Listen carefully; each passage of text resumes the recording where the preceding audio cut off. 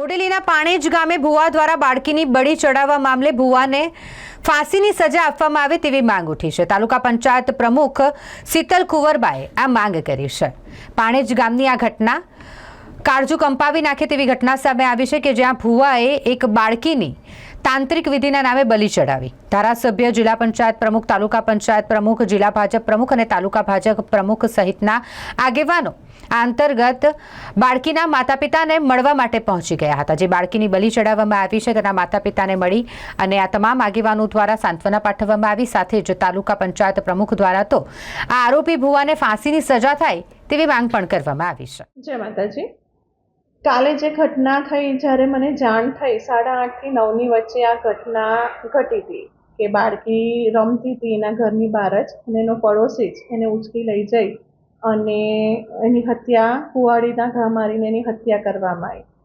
એ જાણતા જ અમે ત્યાં ગયા, તંત્ર, મામલતદાર સાહેબને પોલીસ ખાતું બધું આવી ગયું હતું અને અમે ત્યાં ગયા। ત્યાં દેખીતું તો અમને એવું જ લાગતું હતું કે તાંત્રિક વિધિના હિસાબે જ થઈ રહ્યું છે કે એને અંધશ્રદ્ધા કે એને કોઈ બી કારણસર એને આ કૃત્ય કર્યું હોય। કારણ કે ગામના લોકો જે જૂનાર હતા તે બી એ રીતનું જ કહેતા હતા કે એને આ કર્યું, પછી એનું લોહી એ રીતે એને ઉછાળ્યું।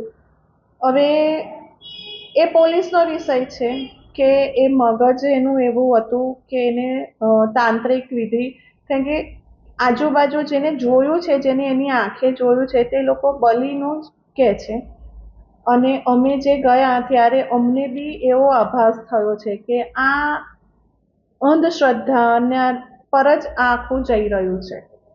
જ્યારે માણસ 21મી સદીમાં પ્રવેશ્યો છે, મંગળ ઉપર જાય છે, નવી નવી શોધો કરે છે, રોબોટ બનાવે છે, 2 દિવસ પહેલાં જ વુમન્સ ડે સેલિબ્રેટ કરે છે કે છોકરીઓ, માતાઓ, બહેનોને દરજ્જો એટલો મોટો આપવાનો અને એના થોડાક જ કલાકોમાં આવી ઘટના, કમકમાટી ભરી ઘટના બને છે।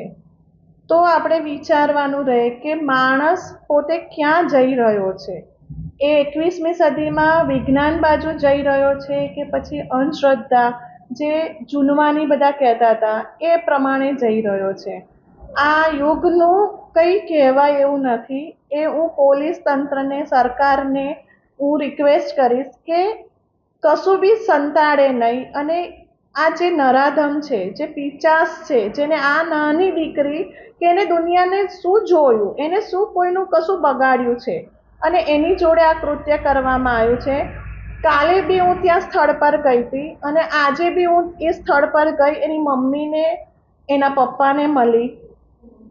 એમનું દુઃખ, એની મમ્મીએ તો દેખ્યું છે કે સામે આવી રીતે થતા, તો હવે એનો તો ન્યાય અપાવો જ રહ્યો, તંત્રએ એને ન્યાય અપાવો જ રહ્યો અને જે કારણથી થયું છે એવું નથી કે જો કદાચ તાંત્રિક વિધિ હોય, એને કોઈએ ભરમાયો હોય તો એ બાજુ બી પોલીસે શોધ કરવી રહી। એને તમારે, કારણ કે આ એવું નહીં અહીંયા થયું, ગમે ત્યારે બીજે બી કંઈ આવી રીતનું થઈ શકે। એ રોકવા માટે અમારી સરકાર આના માટેના બધા નિર્ણયો લેવા જ પડે અને પોલીસે એ વિષય બી થોડું ધ્યાન રાખવું જ પડે। પછી એ ધ્યાન રાખે, એનું બધું કરે, એ બધું અલગ છે, પણ એને ન્યાય તો મળવો જ જોઈએ। સજામાં તો એને ફાંસી સિવાય કશું ખપે નહીં, પણ મારા માટે એઝ અ માતા તરીકે મને ફાંસી બી નાની લાગે કે એને જે રીતે કુહાડી મારીને એને કમકમાટી ભર્યું મોત આપ્યું છે, તો એનાથી બી કંઈ વિશેષ કોઈ સજા હોય, હું તો એના માટે જ અપીલ કરીશ કે એનાથી બીજું મને કશું ના ખપે, કશું ના ખપે।